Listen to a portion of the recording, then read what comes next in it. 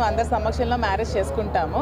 యాక్చువల్గా కోర్టులో అది లీగల్గా ఉన్నాయి కాబట్టి లీగల్ ప్రొసీడింగ్స్ అన్నీ అయిపోయాక అప్పుడు అఫీషియల్గా అందరికీ చెప్పే మ్యారేజ్ చేసుకుంటాం. అంతవరకు లివింగ్ టుగెదర్లోనే ఉంటాం. అది క్లియర్గా చెప్పాను. మ్యారేజ్ పర్సనల్ లైఫ్ గురించి ఇక్కడ ఇది కాదు కదా. తిరుమల తిరుపతి దేవస్థానానికి వచ్చి తిరుమల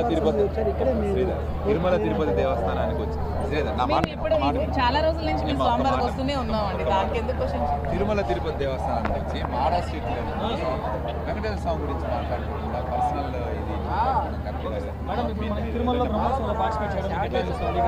నేను యాక్చువల్గా ఎప్పుడు బ్రహ్మోత్సవాలకి నేను అటెండ్ అవుతూ ఉంటానండి. ఎవ్రీ ఇయర్ బ్రహ్మోత్సవాలకి నేను వస్తూ ఉంటాను. లాస్ట్ ఇయర్ కూడా వచ్చాను, బిఫోర్ లాస్ట్ ఇయర్ కూడా వచ్చాను.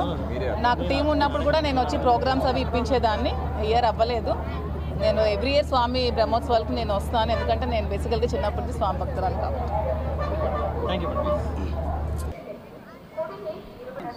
ఈరోజు బ్రహ్మోత్సవాల సందర్భంగా శ్రీ శ్రీ శ్రీ వెంకటేశ్వర స్వామివారి బ్రహ్మోత్సవాలు మరి 4 వైపులా కూడా మాడవీధుల్లో బ్రహ్మాండంగా మరికొద్ది నిమిషాల్లో స్వామివారి తాలూకా రథాలు రాబోతున్నాయి.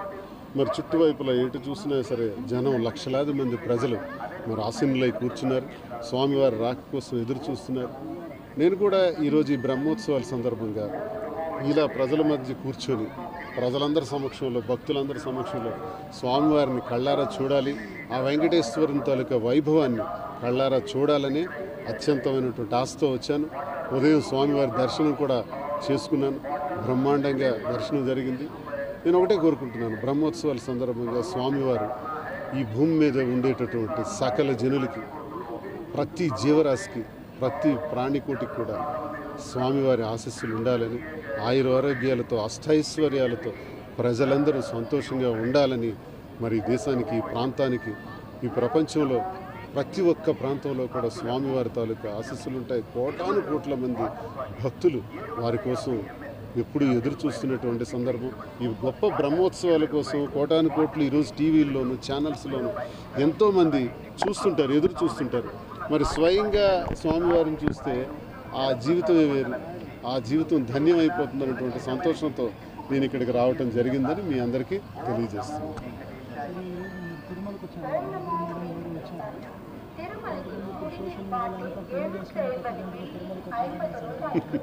ఇదేం లేదు సార్, నేను మాదిరి తిరుపతికి రావటం చాలాసార్లు వచ్చాను.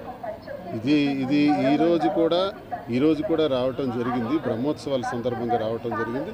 మేము రావటం అనేది నిజమే కాదనట్లేదు. కానీ వివాహం ఇదంతా రాంగ్ సార్. ఇప్పుడు స్వామివారి దగ్గర కూర్చొని మాట్లాడుతున్నాం కదా. మేము వచ్చింది స్వామివారి దర్శనం కోసం. మా కుటుంబ వ్యవహారం ఒకటి ఉంది. మా కుటుంబంలో గత 2 ఏళ్లుగా గొడవలు జరుగుతున్నాయి. ఆ విషయాన్ని నేను చాలా కూలంకషంగా ప్రజలందరికీ కూడా వాస్తవాలన్నీ కూడా నేను తెలియజేశాను. మరి జరిగినటువంటి ఈ కుటుంబ విభేదాల్లో నా ఆస్తులన్నీ కూడా నా కుటుంబ సభ్యులకి రాసేశాను. మా భార్యకి, పిల్లలకి. పాపకి పెద్ద పాప డాక్టర్ అయింది. ఆ పాప కూడా వివాహం ఘనంగా చేశాను. రెండో పాప కూడా MBBS పూర్తి చేసుకుంది. ఆ పాపకి PG చదివించాలి, పెళ్లి చేయాలి. బాధ్యతలన్నీ నా పైనే ఉన్నాయి. మరి నేను చేయాల్సినటువంటి ప్రజాసేవలో భాగంగా ప్రజలు, మరి ప్రజాప్రతినిధిగా చేయవలసినటువంటి బాధ్యతలు కూడా నాకున్నాయి. మరి వివాహం అని మీరు అంటున్నారు. మా మధ్య ఉన్నటువంటి గొడవలు ఆల్రెడీ కోర్టులోకి వెళ్ళాయి. కోర్టులో ఇంకా తీర్పు రావాలి. కోర్టులో తీర్పు రాకుండా ఇటువంటి ప్రస్తావన అన్నది జరగదు. అదంతా కరెక్ట్ కాదండి. మేము కేవలం స్వామివారి దర్శనం కోసం ఈరోజు రావటం జరిగింది. జనాల్లో వచ్చే ప్రజాప్రతినిధి కాబట్టి జనాల్లో వచ్చే లేదండి, అదే నేను చెప్తున్నాను. ఇప్పుడు ఏదైతే ప్రచారం జరుగుతుందో మేమిద్దరు వివాహం చేసుకుని దానికి ఈరోజు వచ్చామని, అందుకే దర్శనం చేసుకున్నామని, అది అబద్ధం అండి. ఈరోజు కేవలం దర్శనానికి మాత్రమే మేము వచ్చాము.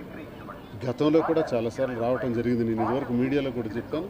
ఇప్పుడు అలాగే వచ్చాను తప్ప కోర్టులో కేసులు ఉంటుండగా నాకు వాణికి మధ్య సంబంధించినటువంటి కోర్టు తీర్పు ఏ రకంగా ఉంటుందో తెలియదు. ఇంకా ఆమె కూడా వివాహిత, ఆమెకు కూడా కోర్టులో వాళ్ళు కూడా డిసైడ్ చేసుకోవాలి. ఇవన్నీ నిర్ణయాలు జరిగిన తర్వాత తీర్పు అంటూ డివర్స్ జరిగితే 2 వైపులు అది జరుగుతుంది. కేవలం నాకు గత 2 ఏళ్లుగా మా ఇంట్లో జరిగినటువంటి గొడవల కారణంగా నా దువాడవాణి ఇంటికి తాళం వేసేసి ఇంటికి రానివ్వకుండా కూడా ఇబ్బందులు పెట్టినటువంటి ఈ పరిస్థితుల్లో ఆ రోజు నుంచి ఈ రోజు వరకు కూడా మాదిరి సదుపాయాలన్నీ భోజన సదుపాయాలు కానీ అన్ని కార్యక్రమాలు తానే చూస్తుంది.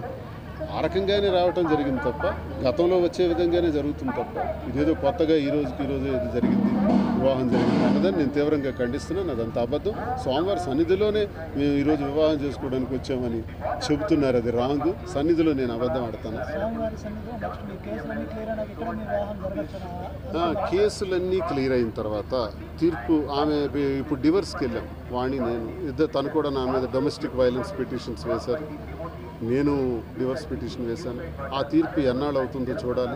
కోర్టులో తీర్పు వచ్చిన తర్వాత అలాగే ఆమె కూడా వివాహిత కాబట్టి వాళ్ళ భర్తకి వాళ్ళకి మధ్య డిస్ప్యూట్స్ ఉన్నాయి.